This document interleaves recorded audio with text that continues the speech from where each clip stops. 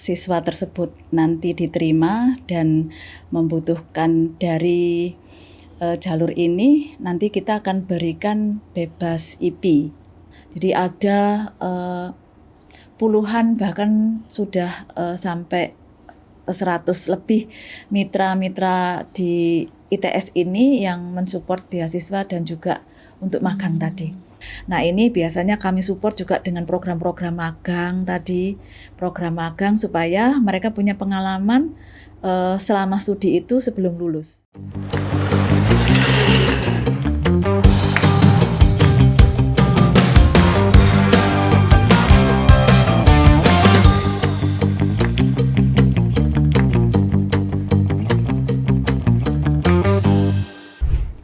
Ngobrol seputar ITS hanya di Vivat Podcast. Halo Sobat Kampus, senang sekali hari ini kita bisa kembali berbincang dalam Vivat Podcast. Ruang ngobrol santai tapi penuh insight seputar dunia kampus, khususnya ITS tercinta. Menjelang masa penerimaan mahasiswa baru, banyak sekali pertanyaan dari adik-adik SMA maupun SMK dan yang sederajat tentang jalur masuk, pilihan program studi, sampai peluang beasiswa. Nah, hari ini kita kedatangan narasumber istimewa yang akan membantu menjawab semuanya langsung dari sumber utamanya. Sudah hadir bersama kita Wakil Rektor 1 ITS, Profesor Nurul Widyasuti. Selamat datang Prof. Apa kabar hari ini? Alhamdulillah sehat dan baik kabarnya. Baik Prof, kita mulai dari pertanyaan yang paling sering muncul dari calon mahasiswa masuk ITS itu lewat jalur apa saja dan apa bedanya. Pertanyaan pertama ya Prof ya. Tahun ini ada kebijakan baru soal tes kemampuan akademik atau TKA di jalur SNBP. Nah, di ITS sendiri peran TKA ini seberapa besar sih dibandingkan nilai rapor atau prestasi siswa, Prof? Oke. Baik, terkait tentang TKA yang tahun ini dijalankan, kami secara prinsip akan mengikuti arahan dari Kemendikti-Saintek. Kemudian data-data dari TKA bila ada yang memiliki, siswa yang memiliki, silahkan bisa diinfokan kepada kami pada saat mendaftar. Jadi pendaftaran itu untuk jalur SNBP kami akan tetap melihat prestasi kemudian nilai raport. Itu untuk yang SNBP ya Prof ya. Kalau untuk jalur SNBT itu banyak siswa bingung soal penilaian UTBK. Apakah ITS melihat rata-rata semua subtes atau ada subtes tertentu yang lebih diperhatikan, Prof? Oke, baik.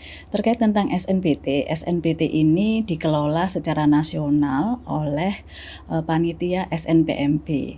Jadi kami seluruh perguruan tinggi di Indonesia, perguruan tinggi negeri di Indonesia mengikuti ketentuan panitia SNPMP nasional. Termasuk juga bagaimana penilaian dan pengumumannya. Jadi semuanya ikut nasional ya? Betul, semuanya ITS ditentukan oleh nasional. Oke, baik, terima kasih Prof. Pertanyaan ketiga ya Prof ya. Ini banyak sekali pertanyaannya Prof. Selain jalur nasional, ITS juga punya mandiri yang namanya Smith's Flat. Ya, untuk jalur mandiri beasiswa, selain pembebasan SPI 100%, apakah ada dukungan biaya lain? Dan untuk mandiri prestasi apa saja yang bisa didaftarkan, Prof? Baik. Untuk jalur mandiri di ITS yang terkait tentang prestasi itu ada 2. Jadi jalur prestasi yang untuk siswa dari keluarga yang kurang mampu. Nah, di situ kita akan lihat prestasi-prestasinya. Kemudian kalau memang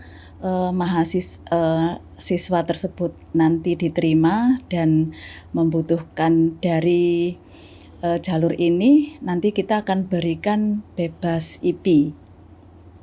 Bebas IP itu kita SPI ya sekarang namanya, atau IP sumbangan? sumbangan. Ya, SPI. SPI, ya, SPI.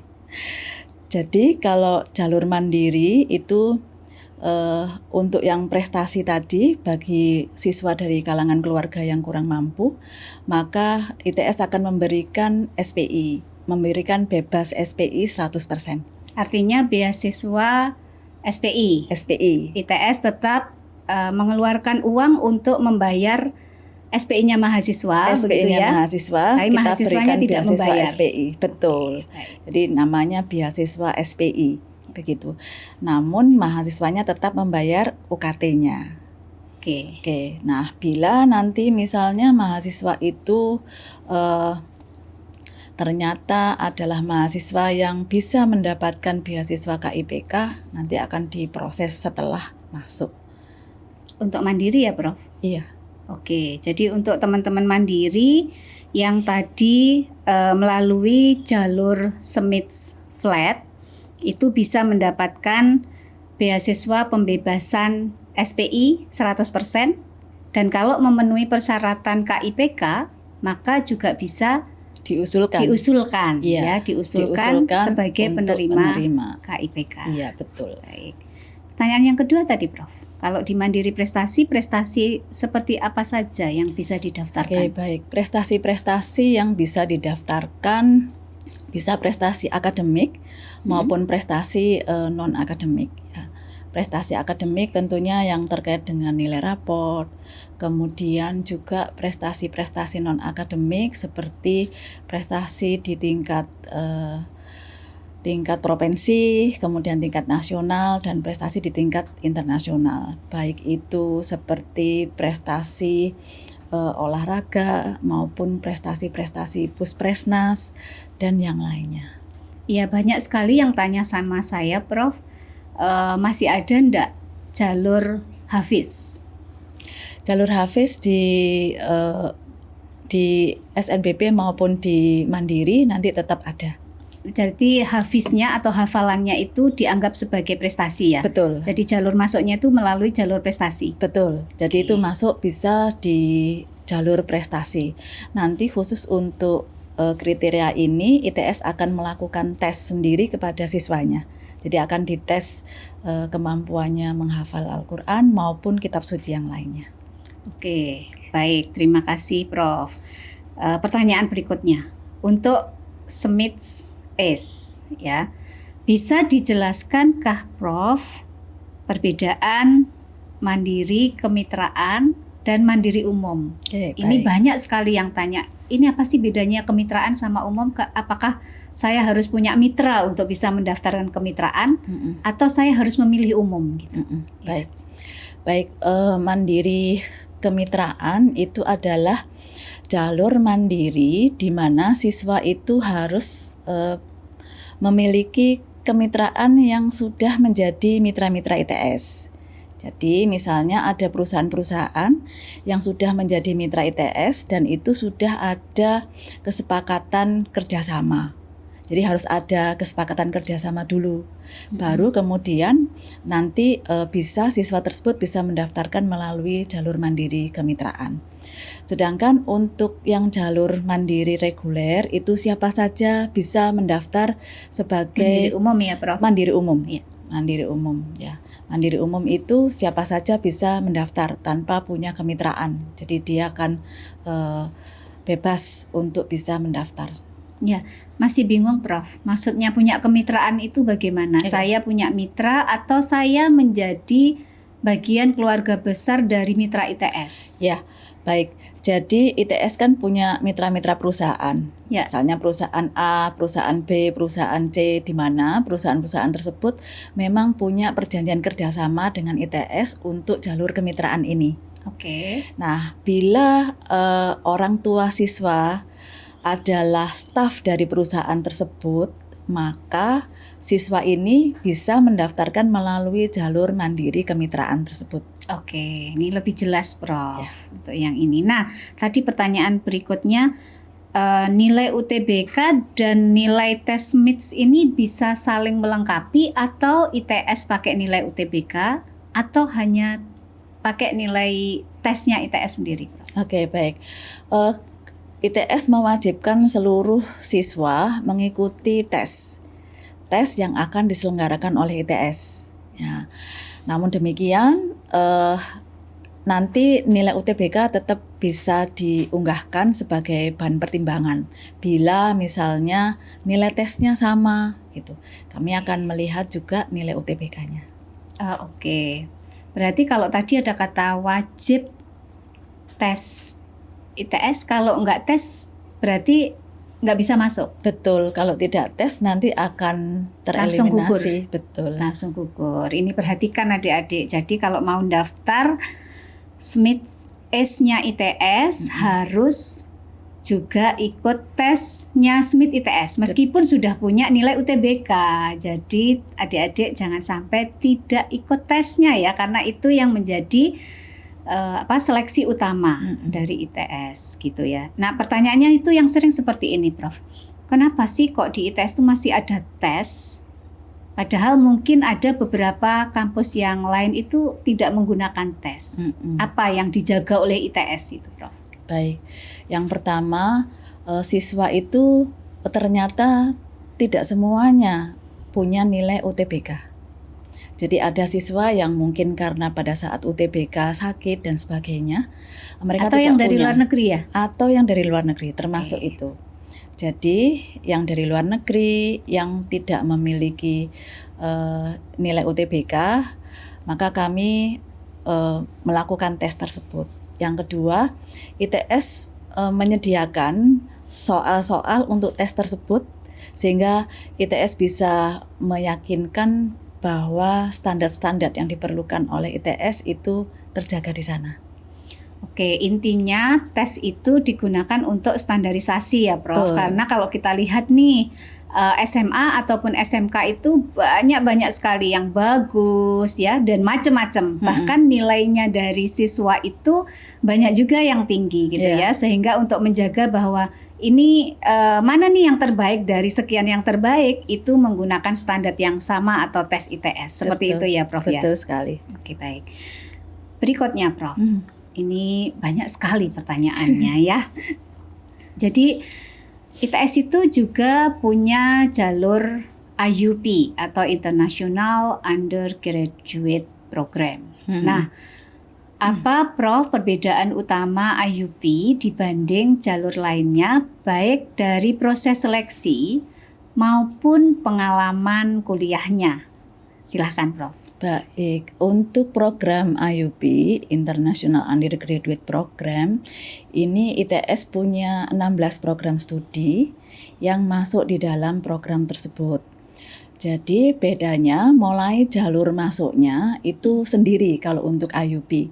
Sekarang ini sudah dibuka untuk gelombang pertama IUP. Nah, silahkan nanti bisa mendaftar segera untuk gelombang pertama IUP ITS. Kemudian di ITS untuk IUP ini tahun ini akan ada 3 gelombang. Jadi mohon diperhatikan siswa-siswa yang tertarik untuk mendaftar di IUP ITS, kami ada 3 gelombang untuk tahun ini. Kemudian bedanya apa? Kuliah di IUP dengan yang di jalur yang lainnya tadi. Kuliah di IUP ini karena tadi International Undergraduate Program, maka aktivitas yang ada di kelas IUP itu berbeda. Bahasanya adalah menggunakan bahasa Inggris untuk kuliah-kuliahnya. Bahasa internasional. Bahasa ya, internasional, betul. Di beberapa program studi nanti siswa-siswa yang dari Indonesia akan satu kelas dengan mahasiswa asing gitu. Jadi nanti ada mahasiswa asing di kelas-kelas adik-adik sekalian. Kalau prodi tersebut punya mahasiswa asing di IUP. Kemudian di IUP ini nanti juga akan ada banyak kegiatan international exposure. Jadi kegiatan international exposure itu bisa student exchange selama 6 bulan di luar negeri di mitra-mitra ITS. Setiap prodi punya mitra-mitra perguruan tinggi di luar negeri. Nah, silahkan bisa melihat informasi lebih detail di websitenya ITS untuk setiap mitra-mitra universitas di luar negeri. Kemudian juga ada program dual degree maupun joint degree. Jadi kalau untuk yang program dual degree atau double degree tadi, nanti si mahasiswa bila lulus dari program IUP ini, mereka akan mendapatkan 2 ijazah. Ijazah dari ITS dan ijazah dari mitra ITS di universitas di luar negeri. Wah, Nah, itu menariknya di sana. menarik sekali ya, Prof ya. Betul Jadi sekali. teman-teman IUP ini selain bahasa pengantarnya adalah bahasa Inggris, ya. juga akan mendapatkan exposure ke luar negeri minimal 6 bulan. 6 bulan, ya. 6 bulan. 6 bulan. Satu Ke luar negeri semester itu kemana bisa. saja, Prof? Bisa di beberapa Kemanapun. mitra, ya. Sesuai mitra ITS. Sesuai mitra ITS, betul. Sesuai mitra ITS, ya. Ada yang di Asia, ada yang di Eropa, ada yang di Amerika. Jadi kalau Australia. Australia juga ada. Ya. Jadi silahkan nanti bisa tertarik di program studi apa, kemudian bisa melihat mitranya program studi itu negaranya dari mana. Ya, boleh diberi contoh yang tadi double degree, Prof. Double degree itu berarti kalau misalnya ada 4 tahun masa Iya, studi, berapa lama di ITS, berapa lama di tempat tersebut, dan setelah itu apakah sudah ada contoh alumni yang mereka langsung bekerja di luar negeri? Baik, contohnya ini ya, untuk program double degree di ITS ini salah satunya yang sudah berjalan lama adalah di teknik perkapalan. Di teknik perkapalan bekerja sama dengan Mokpo University di Korea. Nah, di program tersebut itu mahasiswa nanti kuliah di ITS, kemudian mereka 1 tahun kuliah di Mokpo. Dan dari alumni-alumni program kerjasama ini, yang di Mokpo ini banyak juga yang kemudian setelah lulus melanjutkan studi di Mokpo S2, ada juga yang bekerja di perusahaan di Korea. Salah satunya kerjasama antara Mokpo University dengan industri, yaitu dengan Hyundai.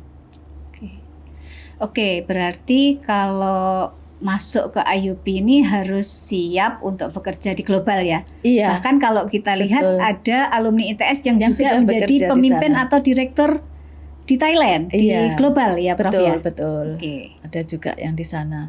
Kemudian ada lagi program yang juga menarik, itu salah satunya dari statistik yang di IUP, itu mitra universitas di luar negerinya di Essex University di UK. Nah, tahun kemarin itu ada beberapa lulusan yang menyelesaikan studinya dari Essex University dan juga dari ITS, mereka mendapatkan 2 ijazah ini. Oke. Jadi bayar SPP ala Indonesia, dapat gelar Indonesia dan luar negeri. Yeah. Seperti itu ya kalau double ya. Ya, tapi kalau UKT-nya tetap nanti akan kita UKT-nya juga ada sebagian yang mengikuti dari perjanjian tadi. Jadi tentunya berbeda antara UKT yang di program IUP dengan UKT yang di program reguler. Oke, berarti untuk yang IUP ini banyak sekali keunggulannya ya, ataupun benefit yang bisa kita dapatkan. Betul. Dan IUP ini boleh juga dong teman-teman yang mungkin putra-putri diaspora atau apa yang pengen kembali ke Indonesia dan juga belajar di ITS, mereka bisa daftar juga lewat jalur ini. Betul ya, Prof, sekali, ya. Untuk nanti juga balik ke luar negeri lagi untuk exposure-nya gitu. Betul sekali. Jadi memang banyak juga dari mahasiswa ITS di program IUP ini, mereka SMA-nya itu di luar negeri karena mengikuti orang tua mereka yang sedang bekerja di luar negeri. Kemudian mereka mendaftar di ITS melalui jalur IUP, dan setelah lulus mereka juga bisa kembali ke negara bersama orang tuanya bekerja di sana. Oke. Sama juga ada orang asing juga ya, Prof ya? Betul. Di mahasiswa asing yang tadi saya sampaikan itu juga ada.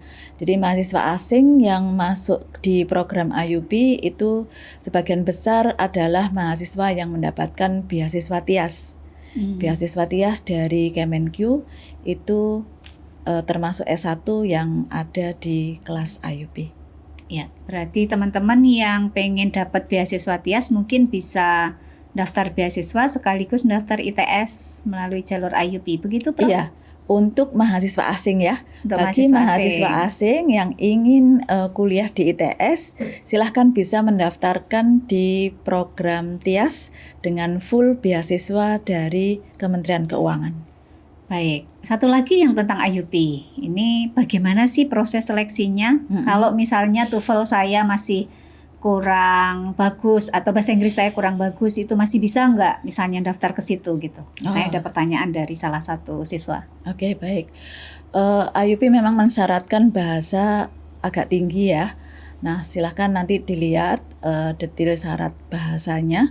Karena memang kelas IUP ini disampaikan dalam bahasa Inggris, sehingga syarat minimum bahasanya harus dipenuhi. Karena kalau tidak nanti akan kesulitan untuk mengikuti kuliah dalam bahasa Inggris. Jadi silahkan sekarang kalau masih cukup waktu untuk bisa mengejar nilai bahasa Inggrisnya, improve nilai bahasa Inggrisnya, skor bahasa Inggrisnya untuk bisa mendaftar di program IUP ini gitu. Meskipun demikian, nanti setelah masuk di ITS tetap bisa kita support untuk meningkatkan lagi kemampuan bahasa Inggrisnya di UPBG ITS. Jadi ada program-program untuk meningkatkan kemampuan bahasa Inggrisnya. Karena kemampuan bahasa Inggris yang ada di syarat itu juga masih minimum sebenarnya untuk kegiatan-kegiatan yang di luar negeri tadi, gitu ya. Exposure yang di luar negeri tadi itu juga membutuhkan kemampuan bahasa Inggris karena nanti akan mengikuti kuliah dalam bahasa Inggris bersama dosen-dosen di mitra ITS yang ada di luar negeri. Ya, nah, oleh karena itu lingkungannya nanti juga berbahasa Inggris ya, Prof. Betul, berbahasa Inggris, kemudian kemampuan bahasa Inggris akademiknya kan juga tinggi, nanti mengerjakan tugas-tugasnya, mendengarkan dosennya kuliah, sehingga nanti bisa disupport oleh ITS di UPBG untuk meningkatkan lagi. Oke, jadi intinya jangan takut. Jangan takut. Tapi harus disiapkan, iya, gitu betul. ya. Harus disiapkan sampai dengan syarat minimal terpenuhi. Setelah itu nanti tetap melakukan upgrading. Ya, di dalam ITS ada banyak sekali yang bisa dilakukan untuk melakukan upgrading bahasa. Terakhir di bagian ini, Prof, soal golden ticket, ya. Baik. Sebenarnya bagaimana mekanisme penggunaannya saat pendaftaran? Ini kan banyak teman-teman yang sudah keterima golden ticket ya. Nah, ini biar bisa digunakan itu bagaimana mekanismenya dan apakah ke depan kategorinya akan semakin diperluas? Baik, silakan Prof. Golden ticket di ITS ini kemarin sudah kita umumkan. Siswa-siswa yang punya prestasi, kemudian ada kriteria-kriteria ya, apa saja termasuk juga konten kreator kemarin untuk masuk ke 4 program studi. Kemudian bagi para siswa yang sudah mendapatkan pengumuman golden ticket dari ITS, silahkan berkoordinasi dengan sekolah masing-masing. ITS juga sudah memberikan pengumuman tersebut kepada sekolah adik-adik sekalian. Jadi silahkan gunakan golden ticketnya dengan mendaftarkan ke sekolah agar didaftarkan oleh sekolah melalui jalur SNBP. Oke, jalur SNBP dan memilih prodi yang diterima sebagai betul sekali golden ticketnya pertama sesuai dengan pilihan yang ada di dalam golden ticketnya. Ya, baik. Di pilihan pertamanya sesuai dengan pilihan yang ada di golden ticketnya. Yang diterima di golden ticket. Diterima di golden ticket. Kalau saya misalnya keterima di golden ticket, misalnya ada adik yang keterima di golden ticket departemen A. Tapi terus masuk SNBP, pilihan pertama departemen B boleh enggak? Tidak boleh, tidak berlaku golden ticketnya hangus. Ya, jadi harus didaftarkan sebagai pilihan pertama sesuai dengan prodi yang diumumkan di dalam golden ticket tadi. Nah, gitu ini penting ya adik-adik yang kemarin sudah pegang golden ticket, jangan sampai hangus. Betul sekali. Jangan sampai juga tidak dipakai. Ya, karena Anda adalah siswa pilihan ITS untuk menjadi mahasiswa ITS tahun ini. Benar sekali, karena kita berasumsi bahwa ketika memilih prodi pada saat mendaftar golden ticket itu adalah pilihan utama dari siswa tersebut, sehingga ketika diterima oleh ITS maka itu yang kita harapkan bisa menjadi pilihan pertamanya. Oke, terima kasih. Kita sekarang masuk ke pilihan program studinya ya Prof ya. Pilihan program Ya, studi. ITS itu dikenal kuat di bidang kelautan dan maritim.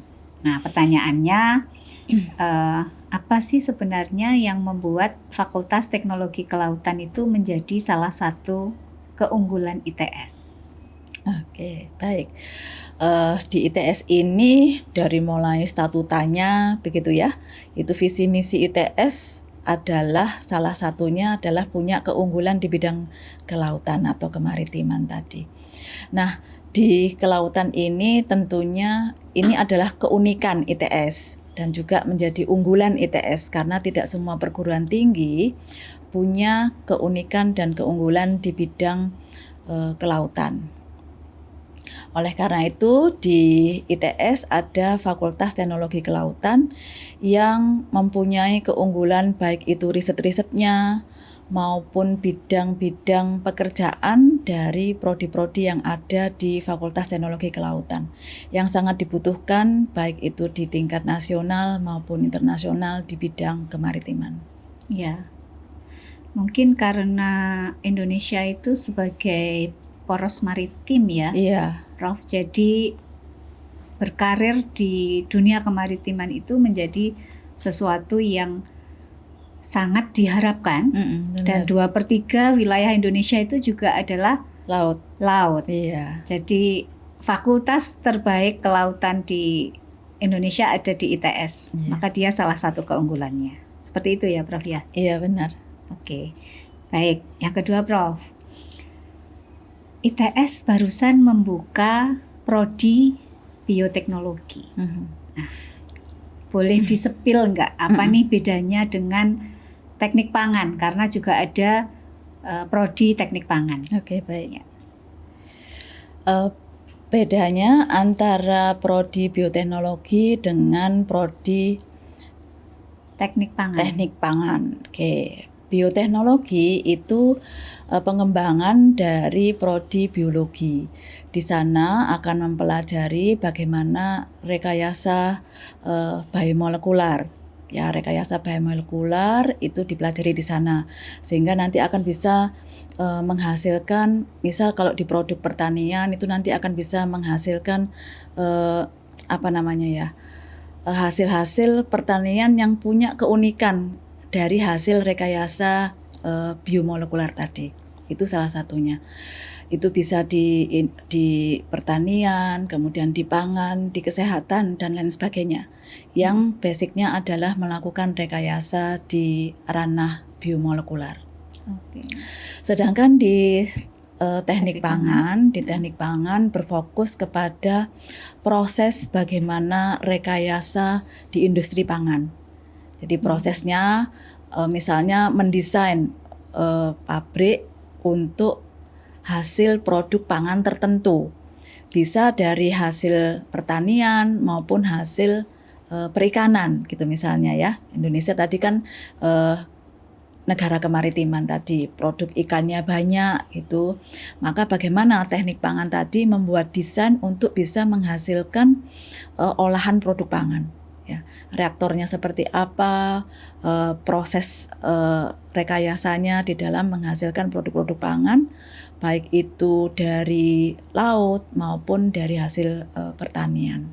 Oke, ternyata beda ya Prof? Beda antara bioteknologi banyak yang bingung dengan, soalnya banyak yang bingung, keduanya ya. ini. Ya. Nah, boleh disepil juga enggak prospek kerjanya? Ya, baik lulusan biotek maupun lulusan teknik pangan ini kira-kira kemana begitu? Oke, baik. Bidang kerjanya ada potensinya kalau untuk teknik pangan bisa bekerja di industri-industri pangan, ya di perusahaan-perusahaan atau industri-industri yang bergerak di produksi pangan. Seperti apa, Prof? Seperti apa misalnya Unilever untuk pangan ya. Kemudian perusahaan-perusahaan pangan yang lainnya seperti olahan pangan gitu kan banyak ya, ikan yang ada di kaleng, ikan yang di frozen dan lain sebagainya. Nah, itu adalah atau produk-produk dari hasil pertanian, misalnya buah diolah menjadi apa, itu industri-industri buah seperti itu, manisan, iya, gitu ya. industri-industri seperti itu banyak menerima lulusan dari teknik pangan, termasuk bagaimana kalau adik-adik misalnya ingin punya pabrik sendiri untuk mengolah industri pangan, misalnya bisa berwirausaha gitu kan ya. Nah itu bisa itu untuk bisa ke sana. Jadi bisa mendesain prosesnya untuk bisa menghasilkan produk-produk tertentu gitu dengan teknologi yang sekarang ini. Karena banyak teknologi yang dikembangkan sekarang ini itu bisa dari teknik pangan tadi. Berarti selain bekerja di bidang industri juga bisa menjadi wirausaha ya sangat mungkin sekali untuk bisa berwirausaha ya dengan mendirikan atau membuat industri baru untuk olahan-olahan produk pangan tadi. Dan kan kalau di bioteknologi bidang pekerjaannya juga luas gitu, itu biasanya juga bisa di beberapa tempat untuk pengembangan. Kalau di industri itu biasanya untuk pengembangan risetnya. Jadi rekayasa dari genetik tadi maupun di pertanian gitu ya, di pertanian, di dinas pertanian atau di lembaga riset pertanian itu juga bisa mengembangkan keunikan dari hasil rekayasa biomolekular tadi untuk menghasilkan produk tertentu gitu ya. Berarti kayak nyampur buah apa dengan apa jadi apa begitu. Betul, ya itu salah satunya ya. Salah satunya. Terus kemudian kalau yang di pertanian, kalau yang di kesehatan juga ada. Jadi bisa juga yang bioteknologi itu bekerja di bidang kesehatan ya. Itu yang terkait tentang rekayasa biomolekular tadi di bidang kesehatan. Kalau untuk kosmetik begitu, Prof? Kosmetik termasuk bisa. Di biotek? Di biotek juga bisa. Oke. Jadi luas sekali juga untuk biotek ini ya.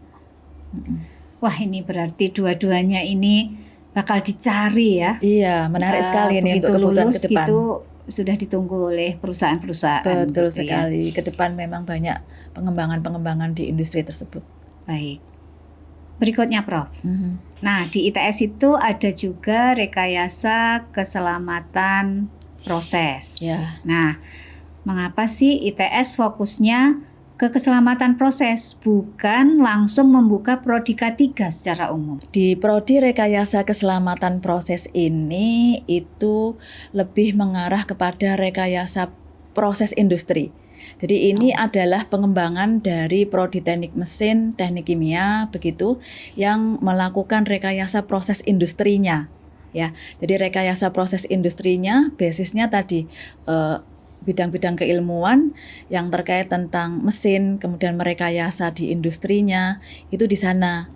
Sedangkan kalau yang K3 tadi itu adalah prodi yang memfokuskan pada keselamatan kerja, kesehatan dan keselamatan kerja dari pegawai atau staf di perusahaan. Jadi memang sangat berbeda antara K3 dengan prodi rekayasa RKP ini, rekayasa keselamatan proses. Jadi di situ rekayasa keselamatan prosesnya dari engineeringnya seperti apa untuk melakukan rekayasa agar proses di industri itu menjadi aman dan terjaga keselamatannya.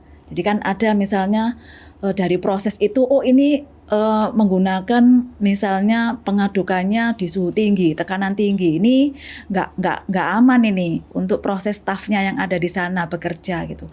Maka di rekayasa tadi itu bisa dilakukan, berarti ini bisa dirubah ya dengan model proses yang seperti ini sehingga proses industrinya itu akan menjadi lebih aman begitu. Nah itu ada di sana. Nah ini juga sangat dibutuhkan ya di dunia industri sekali. Ya Prof ya. Ya. Iya. Nah lagi Prof, ITS juga punya teknik pertambangan ya yang baru. Nah itu kira-kira menurut Prof ada keunikan dan keunggulan apa sih kalau dibandingkan dengan di kampus yang lain, Prof? Oke, baik. Teknik pertambangan di ITS ini sudah dibuka sejak tahun lalu. Yang pertama karena tahun lalu itu dibuka menjelang jalur mandiri, maka pada saat itu teknik pertambangan ini dibuka jalur mandiri. Nah tahun ini teknik pertambangan sudah dibuka melalui 3 jalur. baik itu yang jalur SNBP, SNBT, dan jalur mandiri. Silahkan di jalur SNBP ini sudah bisa mendaftar untuk teknik pertambangan. Kemudian apa bedanya teknik pertambangan di ITS dengan teknik pertambangan di perguruan tinggi lain yang memiliki teknik pertambangan? Yang pertama, di ITS ini teknik pertambangannya berfokus pada industri hijau, jadi green industry di pertambangan. Di sini juga nanti akan memfokuskan beberapa mata kuliahnya bagaimana cara-cara melakukan ekstraksi logam begitu ya, atau tambang mineral gitu dengan cara-cara yang ramah terhadap lingkungan. Itu yang menjadi fokus karena industri pertambangan ini diharapkan ke depan adalah industri yang bisa memfokuskan pada keramahan lingkungan dan sosial gitu, termasuk rehabilitasi lahan-lahan pertambangan itu juga perlu untuk diperhatikan. Selain itu juga karena ITS adalah perguruan tinggi teknologi fokusnya, sehingga di teknik pertambangan itu juga memfokuskan bagaimana pengembangan teknologi sekarang termasuk teknologi IT di dunia pertambangan. Jadi autonomous mesin untuk menambang mineral itu bisa dilakukan. Oke, ini juga banyak masyarakat yang kaget gitu ya, kok ITS buka kedokteran ya? Nah, artinya untuk Fakultas Kedokteran dan Kesehatan, ITS juga berperan di situ ya, dengan adanya prodi kedokteran dan juga prodi teknologi kedokteran untuk yang S1. ITS juga punya prodi profesi, profesi kedokteran ya, profesi dokter. Nah, banyak yang bertanya nih, Prof, bedanya kedokteran sama teknologi kedokteran itu apa? Terus gelar dari keduanya juga apa? Baik. Beda antara kedokteran dengan teknologi kedokteran. Kalau kedokteran tentunya nanti akan menghasilkan lulusan sebagai dokter setelah sarjana kedokteran, kemudian melanjutkan profesi dokter tadi. Maka setelah lulus nanti tentunya lulusannya bisa menjadi dokter gitu ya, menjadi dokter. Berarti sama dengan perguruan tinggi yang lain ya, gelarnya dokter dan esket. Iya, betul. Kalau dia kedokteran dan profesi dokter. Betul sekali. Jadi sama dengan yang lain. Sedangkan teknologi kedokteran itu sangat berbeda. Nanti gelarnya adalah ST. Sarjana teknik. Karena di sana di teknologi kedokteran itu nanti akan mempelajari bagaimana teknologi itu mampu berkontribusi dan menyelesaikan masalah-masalah kedokteran. Ya, misalnya mengembangkan peralatan-peralatan kedokteran seperti gunting, kemudian gunting itu juga dihasilkan, terus kemudian alat untuk rehabilitasi medis ya dengan teknologi itu juga dihasilkan, kemudian pemantauan otak setelah selesai operasi itu juga bisa dilakukan di teknologi kedokteran.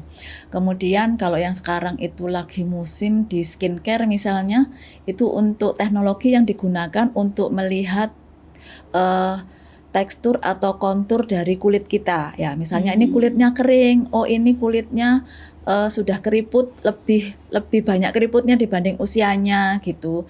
Itu juga bisa dideteksi di peralatan yang menggunakan teknologi informasi dan teknologi yang sekarang bisa digunakan untuk mendeteksi seperti itu. Jadi di teknologi kedokteran itu menghasilkan karya-karya yang nanti akan mensupport dunia kedokteran. Iya, kalau yang di kedokteran ITS ini sentuhan teknologinya apa, Prof? Kalau di kedokteran di ITS sendiri tentunya dengan supporting dari teknologi kedokteran tadi ya, dokter-dokter yang akan dihasilkan dari lulusan ITS tentunya nanti akan sangat familiar dengan teknologi bidang kedokteran di masa depan begitu.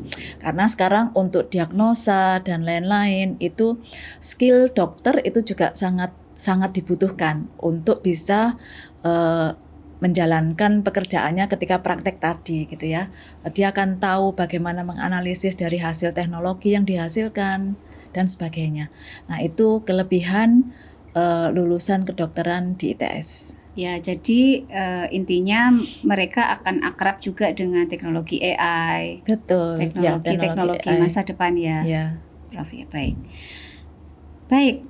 Ini masih banyak enggak apa-apa ya, Prof ya? Boleh. Nah, yang berikutnya adalah tentang prodi humaniora. Jadi ITS punya prodi humaniora seperti studi pembangunan dan sains komunikasi. Ya.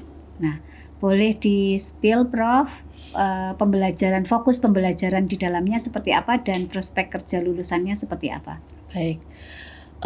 Untuk dua prodi ini, prodi sains komunikasi ya adalah prodi baru di ITS. Prodi sains komunikasi ini sama dengan prodi ilmu komunikasi. Jadi di prodi sains komunikasi itu mahasiswa akan mempelajari bagaimana strategi berkomunikasi ya, termasuk komunikasi di media, bagaimana. Nah, itu yang dipelajari di sana. Jadi keahlian untuk beberapa pekerjaan yang berhubungan dengan komunikasi itu akan dipelajari di sana. Bidang pekerjaannya sangat banyak sekali di prodi sains komunikasi ini ya. Salah satunya adalah untuk public relation, kemudian yang memegang komunikasi di perusahaan-perusahaan maupun di pemerintahan. Komunikasi publik ya itu dihasilkan dari lulusan sains komunikasi ini. Kalau studi pembangunannya, Prof? Kalau studi pembangunan itu berfokus kepada pengembangan daerah. Pengembangan daerah dari sisi pengembangan daerah dari sisi sosial, ekonomi, budaya yang dikembangkan di daerah-daerah tertentu dengan keunikan daerah-daerah tertentu itu dipelajari di studi pembangunan. Jadi sangat lengkap nanti di studi pembangunan itu bisa terintegrasi, termasuk juga studi pembangunan juga melihat dari apa teknologi yang dikembangkan, yang berpotensi untuk dikembangkan di daerah-daerah tertentu, itu bisa dianalisis di studi pembangunan. Kalau kerjanya, Prof? Kalau kerjanya di studi pembangunan ini sangat banyak juga dibutuhkan di pemerintah-pemerintah daerah. Ya, pemerintah-pemerintah daerah itu biasanya membutuhkan untuk pengembangan daerahnya masing-masing gitu ya.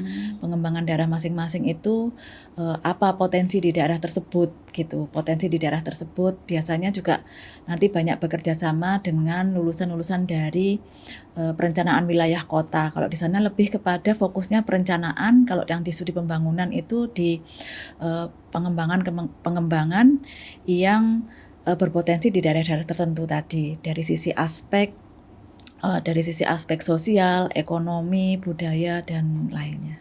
Berarti banyak juga yang berkarir di NGO ya? Banyak yang berkarir di NGO juga ya. Pengembangan daerah itu bisa di dalam negeri maupun luar negeri ya, termasuk juga tadi dari bidang pekerjaan yang bisa melibatkan NGO tadi itu juga banyak yang butuh studi pembangunan. Ya, artinya prospeknya juga besar karena kan semua negara sekarang fokusnya pada SDGs ya. Iya. Dan mau tidak mau kita membutuhkan juga teman-teman yang berada di studi pembangunan ini seperti itu betul ya. Sekali. Oke.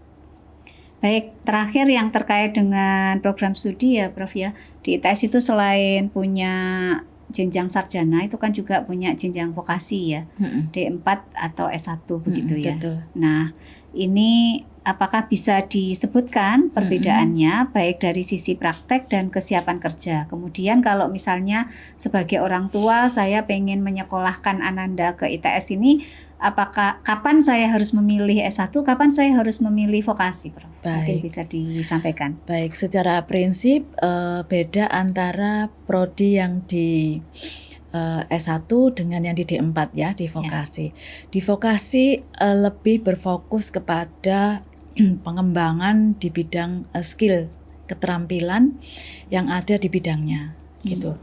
Nah, di sana tentunya di vokasi ini praktek-prakteknya akan lebih banyak jamnya dibandingkan dengan yang di sarjana. Jadi memang belajarnya itu adalah mengembangkan dari sisi terapan. Jadi ya, pengembangan dari sisi terapan ini kalau mau diterapkan butuh dikembangkan apa begitu. Nah, itu dipelajari di vokasi sesuai bidangnya. Misalnya instrumentasi ya, ada teknik instrumentasi. Maka di vokasi ini akan mengembangkan instrumentasi-instrumentasi yang dibutuhkan di perusahaan-perusahaan ya. Itu instrumentasi yang dalam sisi prakteknya itu akan dibutuhkan keunikan peralatan seperti apa, itu yang dikembangkan di teknik instrumentasi. Oleh karena itu juga di vokasi ini lebih banyak prakteknya dibandingkan dengan yang sarjana. Juga di vokasi ini ada kewajiban khusus untuk magang ya. Kegiatan magang itu ada wajib untuk semua mahasiswa. Jadi kalau di vokasi itu magang wajib untuk semua mahasiswa karena pengalaman bekerja termasuk kemampuan dia mempraktekkan tadi untuk melakukan pengembangan di sisi terapan tadi, teknologi terapan itu akan mereka dapatkan ketika mereka magang. Jadi pada saat magang mereka akan tahu, oh problemnya ini ternyata alatnya butuh dikembangkan seperti ini. Ditambahkan misalnya dengan IoT agar bisa lebih baik lagi prosesnya gitu. Itu dilakukan di vokasi gitu ya. Makanya mahasiswanya diwajibkan magang di perusahaan-perusahaan yang berhubungan dengan program studinya. Kalau di sarjana itu magang bukan merupakan mata kuliah wajib, tetapi mahasiswa pilihan berarti ya. Kalau pilihan wajib. ya, pilihan atau yang sunnah, nanti Prof? bisa sunnah sama pilihan ya. Pilihan ya. Pilihan karena ada mata kuliah pilihan yang nanti kegiatan magang untuk mahasiswa di S1 atau sarjana itu nanti akan bisa dikonversi di mata kuliahnya. Ada yang bisa dikonversi di mata kuliah wajib maupun pilihan, tentunya sesuai dengan topik dan pekerjaan atau penyelesaian masalah-masalah dalam proyek yang dikerjakan di perusahaannya. Maka nanti prodi yang akan tahu dari bidang yang ada di industri yang tadi diselesaikan pada saat mereka magang itu setara dengan kompetensi di mata kuliah mana itu. Jadi tidak wajib, tetapi kita mensupport mahasiswa sarjana juga untuk kegiatan magang karena sangat memerlukan sekali pengalaman-pengalaman pada saat kuliah itu bekerja di perusahaan. Oke, sangat jelas sekali ya bedanya. Tapi mungkin bukan hanya dari sisi mata kuliah magang ya, perbedaan yang lainnya mungkin bisa disampaikan lagi, Prof, terkait dengan S1 dan juga vokasi ini. Oke, baik. Kalau secara prinsip dari sisi kurikulum, kalau yang S1 itu lebih kepada pengembangan keilmuan. Ya, pengembangan keilmuan yang dibutuhkan pada saat mereka bekerja dan juga keterampilan-keterampilan yang dibutuhkan sesuai dengan bidangnya untuk dunia kerja gitu. Jadi pengembangan lebih pada keilmuan. Kalau yang di vokasi itu pengembangan-pengembangan yang terkait tentang bidang terapan tadi. Bidang terapan ini bidang terapan yang dibutuhkan di sana gitu ya. Gitu. Oke. Kalau yang di vokasi ini juga bisa lanjut ke jenjang S2 ya, Prof ya? Bisa. Di ITS ada jenjang magister terapan, betul. Jadi magister terapan, ada magister terapan. Jadi kalau yang lulus dari vokasi ingin melanjutkan ke S2 bisa di magister terapan. Bisa di magister terapan, tapi juga bisa di magister ya? Bisa juga. Bisa ya. Jadi sama sih peluang ininya ya. Iya. Peluang atau kesempatannya sama. Betul. Gitu tinggal ya. Biasanya nanti pilihan itu kalau sudah bekerja mau ambil ke magister terapan atau magister yang magister yang akademik tadi, itu biasanya tergantung dari bidang pekerjaannya yang sudah dimiliki ya. Nanti supportnya akan lebih banyak kemana begitu. Kalau dia banyak di bidang pekerjaannya butuh pengembangan di ranah terapannya, maka itu akan mengambil di magister terapan. Kalau ranah pengembangannya di perusahaannya itu untuk supporting yang lebih kepada sifatnya pengembangan keilmuannya, maka akan mengambil di magister biasa, magister reguler. Magister reguler ya. Magister gitu ya. Ya, jadi sebenarnya sama saja ya, vokasi dengan S1 tinggal titik tekannya mau kemana atau titik tekan dari sisi keilmuannya. Iya. Ya. Baik, Prof, kita akan masuk ke bagian ketiga nih. Ini Iya. bagian yang paling ditunggu oleh calon mahasiswa, yaitu tentang beasiswa. Oke. Ya, pertanyaan pertama.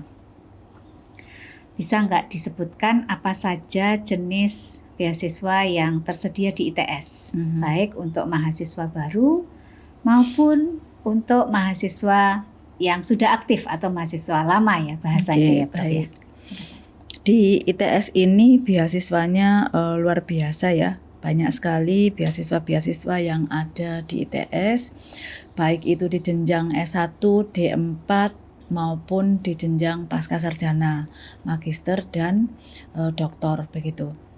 Nah, di ITS ini untuk jalur sarjana gitu, itu kita ada yang beasiswa KIPK ya. Beasiswa KIPK itu dari tahun ke tahun itu selalu ada. Kemudian selain beasiswa KIPK juga ada beasiswa dari pemerintah daerah seperti beasiswa dari Pemkot Surabaya, kemudian beasiswa dari Pemprov Jatim itu ada.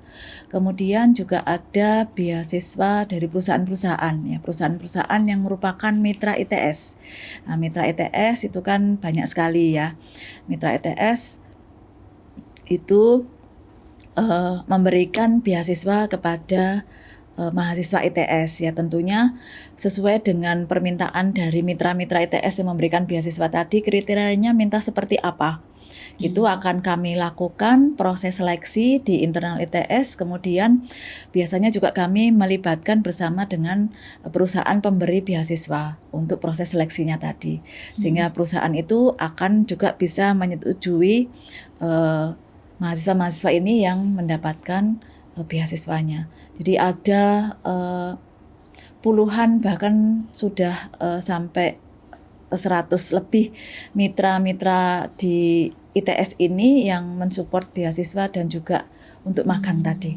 Gitu. Jadi itu ada kerjasama ya, banyak sekali, banyak sekali yang memberikan beasiswa ya.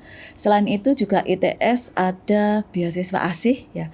Beasiswa ASIH itu dikelola oleh ITS dari dosen, tendik, alumni maupun dari pihak luar ya. Pihak luar juga boleh yang ingin berbagi rezekinya untuk mensupport mahasiswa-mahasiswa ITS yang masih membutuhkan support finansial begitu. Kadang ada juga yang masuk di ITS di awal itu ekonomi keluarganya baik-baik saja, namun dalam perjalanan studinya misalnya orang tuanya meninggal, kemudian orang tuanya ada kesulitan di PHK dan lain sebagainya, atau bencana misalnya seperti kemarin ada bencana, itu juga kita usahakan beasiswa-beasiswa tadi ya. Selain beasiswa ASIH itu ada juga beasiswa dari Dana Abadi ITS LDPA, itu juga disupport dari sana juga ya.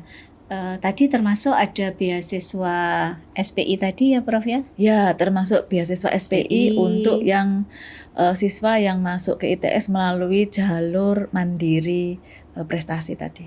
Jalur mandiri prestasi juga mungkin ada beasiswa untuk putra-putri dari dosen maupun tenaga kependidikan di ITS ya, Prof? Iya, ada khusus untuk putra-putri dari dosen dan tendik ITS. Ya, jadi ITS juga memperhatikan putra-putri dari dosen maupun tendik di ITS dengan adanya salah satu beasiswa khusus untuk teman-teman putra-putrinya begitu ya. Benar. Nah, tadi sudah dari sisi S1 atau sarjana. Kalau untuk yang pasca ada apa saja, Prof? Untuk beasiswa pasca sarjana ini kita juga banyak sekali untuk beasiswa pasca sarjana. Di antaranya program-program seperti PMDSU. PMDSU ini adalah program percepatan doktor ya, dari S2 lanjut S3 total itu hanya 4 tahun. Jadi biasanya kalau reguler itu 2 tahun S2, 3 tahun S3. Nah, kalau PMDSU ini itu 4 tahun totalnya sudah punya ijazah S2 dan S3. Ini menarik, itu dibiayai penuh oleh pemerintah, kemudian juga biaya hidupnya. Yang Begitu. sama seperti itu di ITS katanya ada juga ya, Prof? Iya, yang di ITS itu kalau itu dari pemerintah, kalau yang dari ITS sendiri namanya FASD ya. Fast Track Doktoral. Jadi itu juga persis sama dari S2 langsung S2 S3 tadi langsung 4 tahun. Di sana juga di FASD ini juga memberikan beasiswa dari UKT-nya maupun biaya hidupnya gitu. Itu terus kemudian selain FASD tadi, ITS juga ada beasiswa unggulan ya, beasiswa unggulan dan juga ada beasiswa untuk mahasiswa asing, Global Excellence Scholarship untuk mahasiswa asing yang kuliah S3 di ITS gitu. Kalau yang BU yang beasiswa unggulan itu untuk yang S3 saja. Jadi yang sudah punya gelar magister mau studi lanjut S3 di ITS itu bisa mengambil yang beasiswa unggulan tadi. Ya. Gitu. Kalau di ITS sendiri juga kalau adik-adik yang mau lulus itu katanya juga bisa ambil beasiswa fast track. Itu apa itu, Prof? Iya, betul. Kalau itu beasiswa fresh graduate ya. Fresh graduate ya. Bukan fast track. Kalau fast track itu programnya. Mungkin bisa dijelaskan, Prof? Baik, kalau programnya fast track ini bisa di prodi-prodi yang sudah terakreditasi unggul. Itu fast track itu dari S1 langsung ke S2. Tadi kalau yang dari S1 ya S2 atau yang dari S2 S3 tadi langsung. Kalau yang fast track yang S1 ke S2 itu semester 7 ya, semester 7 itu sudah semester 8-nya dia sudah bisa mulai mengambil mata kuliah di S2-nya. Jadi lebih pendek, nanti 5 tahun itu sudah mendapatkan gelar S1 dan S2 gitu. Menarik sekali yang ini ya. Beasiswa fast track ya. Ini berarti untuk adik-adik mahasiswa yang sudah berada di semester 6. Ini yang fast track ini ya. Mungkin bisa mendaftar untuk yang fast track ya. Fast track, program fast track. Untuk ke S2-nya langsung begitu ya. Iya. Kalau yang fresh grade tadi itu kalau yang lulus S1. Lulus S1 kemudian punya prestasi bagus di S1-nya akan bisa mendapatkan beasiswa ini fresh graduate. Jadi langsung begitu lulus langsung ambil S2. Itu namanya fresh graduate. Itu ITS memberikan beasiswa UKT-nya. Oke. Jadi UKT-nya sudah diberikan beasiswa oleh ITS. Jadi mahasiswanya tidak perlu membayar bebas lagi. UKT ya. Bebas kalau UKT, mendapat betul. beasiswa ini begitu. Betul. Dan mahasiswa yang fast track ini sekarang juga bisa diintegrasikan dengan beasiswa Niti Sastro untuk riset. Beasiswa Angka Niti Sastro ya. Beasiswa Angka Niti Sastro yang tahun ini diluncurkan itu untuk riset. Jadi beasiswanya itu sebenarnya bukan beasiswa tetapi mahasiswa ini akan mendapatkan biaya hidup dari tugas mereka sebagai riset asisten peneliti atau asisten peneliti, betul. Ya, jadi kalau beasiswa Angka Niti Sastro itu adalah beasiswa di mana adik-adik akan mendapatkan biaya hidup, betul, sebagai riset asisten atau asisten peneliti begitu ya. Dan ini bisa dibarengi juga dengan yang fresh graduate tadi, boleh? Bisa, boleh. Jadi misalnya ada mahasiswa yang dapat beasiswa fresh graduate, terus apply ke beasiswa Angka Niti Sastro. Bisa. Oh, nanti UKT-nya kan UKT-nya dari yang fresh grade tadi ya, terus kemudian ini bisa masuk, bisa juga asalkan waktunya pas bersamaan ya. Cuman kalau waktunya tidak bersamaan tidak bisa karena harus ada kriteria-kriteria pada masanya sendiri gitu di risetnya. Iya, jadi kalau boleh disimpulkan sedikit tadi berarti kan ada beasiswa yang dari internal ITS, ada beasiswa yang dari eksternal ITS. Boleh disebut ulang, Prof. Beasiswa yang dari internal ITS itu apa saja? Beasiswa yang dari eksternal ITS itu apa saja? Kalau dari internal ITS tadi ada FESDI ya, itu untuk yang pasca ya. Kemudian BU tadi dan GES. Kemudian ada Angkaniti Sastro tadi itu ya. Kemudian itu yang dari ITS Fresh ya. graduate. Fresh graduate fresh graduate betul, yang langsung dari S1 mau S2 tadi. Fast track. Kalau fast track itu programnya. Programnya ya, fast track itu programnya. Sama LPDA. Sama LPDA. LPDA. Ya, LPDA itu yang untuk S1 tadi. Yang untuk S1 saja LPDA. Yang S2 kita belum ada beasiswa dari LPDA untuk yang S2. Biasanya yang tidak tercover di KIPK itu kami ajukan di LDPA. LPDA. Ya. Terus kemudian tadi ada juga yang beasiswa yang lainnya yang belum saya sebut ya. Untuk yang S2 itu selain PMDSU tadi, itu ITS juga selalu rutin mendapatkan beasiswa LPDP. Ya, beasiswa LPDP ini macam-macam dan sekarang ini saatnya pembukaan pendaftaran beasiswa LPDP gitu. Jadi kalau tadi adik-adik yang siswa-siswa tadi, siswa-siswa SMA yang mungkin nanti ingin sekalian masuk ke ITS itu, ingin sekalian lanjut ke S2, S3, nah ini bisa diperhatikan ini beasiswa-beasiswa ini ya kan. Jadi nanti sudah harus disiapkan sejak membangun portfolio di awal, sejak kuliah di S1 maupun D4 tadi itu sudah bisa, saya kepingin nanti kalau setelah lulus langsung masuk ke S2 ataupun S3 ya.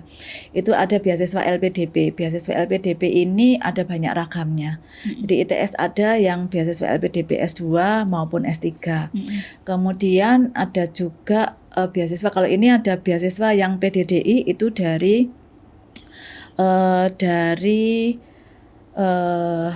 Dikti juga ya. Ini untuk dosen-dosen, tapi kalau ini untuk dosen-dosen di seluruh Indonesia itu bisa mengajukan beasiswa PDDI. Nah, ITS juga sudah mendapatkan beasiswa PDDI ini, dan juga selain kuliah di ITS ada juga beasiswa PDDI ini yang mengcover untuk program double degree atau dual degree di mitra ITS di luar negeri. Itu juga sudah ada dengan beberapa mitra. Nah, yang di LPDP sendiri sekarang ITS juga sudah semakin menambah banyak mitra-mitra untuk program double degree ya. Itu yang dibiayai oleh LPDP. Jadi biaya UKT, tuition fee yang ada di mitra di luar negeri itu semuanya ditanggung oleh LPDP, termasuk biaya hidup di Indonesia dan di luar negeri. Nah, silahkan bisa melihat list prodi-prodi di ITS yang punya mitra-mitra di luar negeri dan mendaftarkan di LPDP sekarang. Karena sekarang ini masanya pendaftaran di LPDP. Ya, artinya mungkin juga untuk teman-teman mahasiswa yang barusan lulus atau akan lulus ini juga mungkin bisa apply itu ya, bisa untuk sekali. Lanjut jenjang studi ya. Benar. Baik S2 maupun S3 gitu ya, dengan berbagai dukungan beasiswa yang disiapkan baik oleh ITS maupun kerjasama dengan pihak lain begitu ya, Prof. Baik. Pertanyaan terakhir terkait beasiswa ini, Prof. Apakah ke depan ITS berencana memperluas program beasiswanya? Memperluas program beasiswa akan selalu kita usahakan begitu ya. Jadi menambah seperti tadi dengan LPDP, sebelumnya itu hanya ada beberapa mitra, kemudian sekarang kita tambah dengan mitra-mitra yang lain sehingga kita selalu mengupayakan untuk memperluas dari skema-skema beasiswa yang sudah ada. Selain itu juga ITS senantiasa turut aktif juga membangun kerjasama-kerjasama baik itu dari pemerintahan maupun dari perusahaan-perusahaan untuk bekerja sama dalam mensupport mahasiswa-mahasiswa ITS yang berprestasi dan juga yang secara ekonomi membutuhkan begitu. Ada juga yang beasiswa yang memang untuk anak-anak yang punya prestasi unggul ya. Meskipun dari keluarga yang mampu, dia juga bisa juga ya. Jadi beasiswa itu tidak hanya untuk yang keluarga kurang mampu. Betul, ya, Prof ya. Jadi ada yang mampu tapi prestasinya tinggi. Ada juga perusahaan yang meminta demikian. Oke. Jadi minta yang prestasinya tinggi meskipun dari keluarga yang mampu, dan beberapa perusahaan yang menjadi mitra ITS pemberi beasiswa tadi pun ada juga yang bisa memberikan jaminan kerja di perusahaannya setelah lulus gitu. Kalau berita informasi semacam itu ke direktorat mana, Prof? Ke Direktorat Kemahasiswaan. Direktorat Bisa Kemahasiswaan ya. Jadi datang ke adik-adik yang Direktorat Kemahasiswaan. pengen cari beasiswa atau pengen menambah portofolio dengan mendapat beasiswa dari something. Ini boleh main ke Direktorat Kemahasiswaan seperti itu. Baik, Prof. Yang berikutnya nih, terakhir terkait peluang kerja lulusan ITS ya. Bagaimana kolaborasi ITS dengan industri membuka peluang kerja bagi mahasiswa dan lulusannya, Prof? Oke, baik. Membuka peluang kerja bagi lulusannya itu memang juga sudah direncanakan sejak mahasiswa tadi mulai semester 1 sampai semester akhir ya, semester 8 kalau untuk yang S1 dan D4. Jadi mulai masuk di ITS ini, maba ITS atau mahasiswa baru itu mereka akan kita lakukan tes minat bakat untuk karir mereka, termasuk juga tes kemampuan soft skill-nya, misalnya kemampuan bekerja dalam tim, kemampuan ketahanan mereka, resilience ya terhadap tekanan-tekanan kerja, tekanan-tekanan hidup sehari-hari itu pasti ada. Nah itu kita lakukan tes di awal untuk maba. Kemudian dari situ program-programnya adalah ada di pusat karir ya. Pusat karir ini juga ada pusat karir dan kewirausahaan, itu ada di bawah Direktorat Kemahasiswaan. Jadi di dalam pusat karir itu kita menyediakan tiga kategori karir biasanya. Yang pertama adalah karir profesional yang ingin bekerja di bidangnya, misal bekerja di perusahaan tertentu yang sesuai dengan kompetensi bidangnya. Nah ini biasanya kami support juga dengan program-program magang tadi, program magang supaya mereka punya pengalaman selama studi itu sebelum lulus gitu kan, karena pada saat lulus itu biasanya ada perusahaan yang meminta sudah berpengalaman, padahal kalau lulus mau pengalaman apa. Nah ini pengalamannya bisa didapatkan dari magang pada saat kuliah. Meskipun ada juga magang-magang yang sekarang ini disediakan oleh pemerintah bekerjasama dengan Departemen Perindustrian, itu magang setelah lulus. Jadi fresh grade itu langsung ada program magang dan ini sudah berbayar. Itu adalah upaya-upaya mempercepat keterserapan di dunia kerja ya yang dilakukan oleh ITS. Nah selain magang itu juga ada mahasiswa-mahasiswa yang tertarik di dunia wirausaha. Ya, mereka memang punya talent wirausaha ini ya. Talent wirausaha itu juga mulai tahun pertama itu ada program untuk entrepreneur tahun pertama gitu. Nanti seleksi alam ada kedua dan seterusnya. Biasanya kalau sudah mulai tahun ketiga itu mereka sudah mulai punya seperti startup ya, punya produk yang siap dijadikan sebagai wirausahanya. Itu nanti akan bekerja sama dengan pusat inkubator yang ada di ITS. Jadi ada program-program seperti itu, termasuk juga pendanaan dari mulai usahanya. Itu ada dana untuk wirausaha itu dari HETI. Dana HETI itu ada disediakan untuk wirausahawan, talent wirausahawan muda di ITS gitu. Jadi ada dana di sana. Selain itu juga ada lomba-lomba kewirausahaan yang diikuti dan dibina oleh ITS itu dari Dikti dan juga lomba-lomba wirausaha di tempat yang lainnya. Selain itu juga bagi mahasiswa yang ingin berkarir di akademik maupun ke depan ingin berkarir di dunia riset begitu. Itu kami juga support untuk yang studi lanjut. Jadi yang akan studi lanjut itu informasi-informasi juga kita berikan, bagaimana cara-cara memenangkan beasiswa, itu juga kami berikan. Selain juga tadi yang magang, kemudian wirausaha tadi juga ada pembinaan. Yang ingin studi lanjut, yang ingin kedepannya itu menjadi dosen akademisi atau peneliti ya, peneliti di R&D misalnya di perusahaan, Mereka ingin meneliti sampai dia S2 bahkan S3 di perusahaan-perusahaan besar itu juga memerlukan S3 untuk tenaga penelitiannya. Ini karirnya juga kita support di sana di Pusat Karir dan Kewirausahaan ITS. Oke.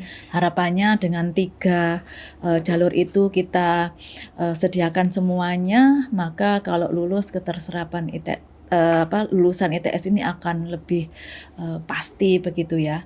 Dan di akhir sebelum wisuda itu sekarang kita juga melakukan tes seperti di awal maba tadi untuk melihat apa perbedaan 4 tahun kuliah di ITS. Jadi yang tadinya misalnya teamworknya kurang bagus, sekarang setelah 4 tahun di ITS dengan program-program kurikulum dan kegiatan non akademik tadi itu bisa meningkat ini resilience-nya, kemampuan communication skill-nya maupun kemampuan teamwork dan juga kemampuan bahasa Inggris itu yang kita selalu upayakan untuk bisa didapatkan oleh lulusan ITS. Ya, begitu. Jadi kalau boleh saya sampaikan, peluang kerja bagi mahasiswa lulusan ITS itu tentunya sangat besar ya Prof ya. Iya. Karena selain tadi ITS juga menyiapkan lingkungan, ITS juga menyediakan berbagai tempat untuk pembinaan ya. Betul. Termasuk kalau yang saya tahu juga banyak sekali ada pembinaan soft skill ya. Betul. Kegiatan Pembinaan itu soft mungkin boleh skill disampaikan juga Prof. Iya, pembinaan soft skill itu kita lakukan juga di bawah Direktorat Kemahasiswaan ITS itu bisa melalui kegiatan-kegiatan ormawa yang ada di ITS, yaitu baik itu BEM, BEM Institut, BEM Fakultas maupun HMD, Himpunan Mahasiswa Departemen yang biasanya fokus kepada profesional di bidangnya, sedangkan di BEM itu akan lebih banyak fokus ke leadership gitu ya, kemampuan leadership itu akan terbangun di sana. Selain itu di ITS juga ada unit kegiatan mahasiswa. Unit kegiatan mahasiswa ini di ITS saat ini ada 104 unit kegiatan mahasiswa, banyak sekali. Jadi itu ada mulai dari olahraga, jadi olahraganya ada macam-macam juga untuk kegiatan olahraga yang diberikan fasilitasnya oleh ITS, termasuk ada lapangan sepak bola, kemudian basket, badminton dan lain sebagainya. Selain itu juga ada unit kegiatan mahasiswa seperti penalaran, bahasa, kemudian otomotif, robotik itu juga ada. Jadi silahkan kalau nanti masuk menjadi mahasiswa di ITS, semua fasilitas yang di UKM harus dimanfaatkan. Biasanya kami juga menyediakan kegiatan untuk maba sebelum masuk kuliah, itu ada UKM Expo. Disitulah nanti 104 UKM Expo itu akan digelar ya, kemudian semua mahasiswa baru nanti bisa lihat masing-masing tadi kegiatannya apa saja bersama dengan kakak-kakak angkatan mahasiswanya. Termasuk juga bisa dilihat prestasi-prestasinya, karena bersama dengan UKM itu bisa mengantarkan kita untuk memiliki prestasi-prestasi di minat bakat kita masing-masing gitu. Silahkan minat bakatnya untuk dikembangkan, apalagi yang sudah punya minat bakat di waktu SMA itu bisa dilanjutkan di ITS. Jadi bersambung lagi prestasinya bersama ITS. Baik. Jadi di ITS itu sangat memperhatikan keseimbangan tadi ya Prof, antara akademik maupun non-akademik, dan tentunya berbagai program ataupun juga berbagai kegiatan yang diberikan atau dilakukan di dalam ITS itu semua disiapkan untuk adik-adik siap bersaing di dunia kerja ya. Iya. Saya jadi ingat nih pesan Pak Rektor waktu kemarin di penyambutan yang di Inilo ITS Prof. Kalau jadi mahasiswa itu jangan kupu-kupu ya. Iya. Kuliah pulang gitu ya. Jadi harus memanfaatkan semua fasilitas ataupun aktivitas yang ada di sini. Dan ITS sangat mendukung itu gitu ya. Betul Prof, sekali, semua fasilitasnya kita sediakan, termasuk juga program-programnya seperti pelatihan dan dana-dana, termasuk juga untuk dana-dana kalau lomba internasional itu ITS menyediakan dana, termasuk juga mengajarkan kepada mahasiswa bagaimana caranya mendapatkan sponsor supaya dalam kegiatan-kegiatan tersebut juga bisa memenangkan sponsor-sponsor dari perusahaannya. Oh, itu berarti yang membuat ITS beberapa tahun ini berhasil mendapatkan predikat dari Kementerian Pendidikan Tinggi ya Prof ya, terkait dengan kampus yang paling banyak mahasiswanya lulusannya terserap kerja. Betul, ya, betul. melanjutkan studi dan juga berwirausaha Betul, gitu ya. Ternyata betul. di dalamnya ada banyak sekali yang programnya dilakukan oleh ITS maupun dilakukan oleh mahasiswa sendiri begitu untuk bisa sukses atau bersaing di dunia kerja. Iya. Terakhir Prof, terkait dengan jejaring alumni. Bagaimana jejaring alumni dalam membantu karir lulusan ITS? Ya. Alumni ITS itu merupakan aset besar ITS gitu ya. Jadi alumni ITS berhimpun di dalam ikatan alumni ITS ya, ikatan alumni ITS ya. Ikatan alumni ITS ini, IKITS ini senantiasa bekerja sama dengan ITS ya. Baik itu untuk mensupport program-programnya termasuk juga kegiatan-kegiatan kemahasiswaan tadi. Jadi kami selalu berkomunikasi bersama-sama dengan alumni ITS, termasuk alumni ITS menyediakan dana untuk kegiatan kemahasiswaan bisa diusulkan juga ke alumni ITS, ke IKITS. Kemudian alumni ITS juga banyak yang menjadi narasumber untuk kegiatan-kegiatan tadi. Misalnya yang kegiatan kewirausahaan tadi itu kita juga melibatkan alumni ITS yang sudah sukses berwirausaha. Nanti akan melakukan pembinaan bersama dengan ITS. Kemudian juga alumni-alumni ITS yang bekerja di perusahaan itu akan support juga skill-skill maupun strategi bagaimana melakukan interview pada saat mendapatkan pekerjaan. Itu kami juga bekerja sama dengan alumni ITS yang sekarang ini kebetulan bekerjanya itu sudah pegang di human resource di perusahaan-perusahaannya. Itu kami ajak bersama-sama untuk membina adik-adik di karir tadi ya. Selain juga membina adik-adik mahasiswa di beberapa kegiatan kemahasiswaan sesuai dengan bidang keahlian di bidangnya masing-masing juga ada bersama dengan himpunan dan lain-lain. Sekarang ITS juga sudah banyak melibatkan alumni-alumni untuk praktisi mengajar. Itu juga sudah kita berikan kesempatan bagi alumni-alumni yang ingin berbagi ilmu dan pengalamannya kepada adik-adik mahasiswa ya di prodinya masing-masing atau di luar prodi yang berhubungan dengan keahlian alumni yang sekarang ini. Itu bisa dengan senang hati nanti bisa disampaikan kepada kami di ITS, baik itu di departemen, di fakultas maupun di bidang 1. Nah, silahkan dengan senang hati kontribusi alumni selalu bisa kami fasilitasi untuk ke arah sana. Oke, jadi kita juga mengundang alumni untuk selalu pulang kampus ya? Ya, setiap tahun itu ada ya. Ya. Program alumni pulang kampus gitu, setiap tahun itu ada. Ya. Dan Terima kita kasih meminta para alumni untuk memberikan apapun yang bisa dikontribusikan. Betul. Untuk Ibu Pertiwi ITS dalam bentuk apapun. ITS selalu siap untuk berkolaborasi. Tidak terasa obrolan kita sudah sangat kaya informasi. Terima kasih banyak Prof. Nurul atas insight luar biasanya hari ini. Terima kasih. Semoga obrolan ini membantu calon mahasiswa lebih yakin untuk menentukan masa depannya di ITS. Karena memilih kampus bukan hanya soal masuk, tapi bagaimana soal bertumbuh.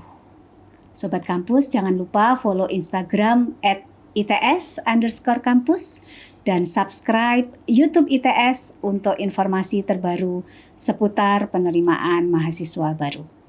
Saya Yohana pamit undur diri, sampai jumpa di Vivat Podcast berikutnya. Vivat! Hidup ITS, hidup ITS, hidup ITS.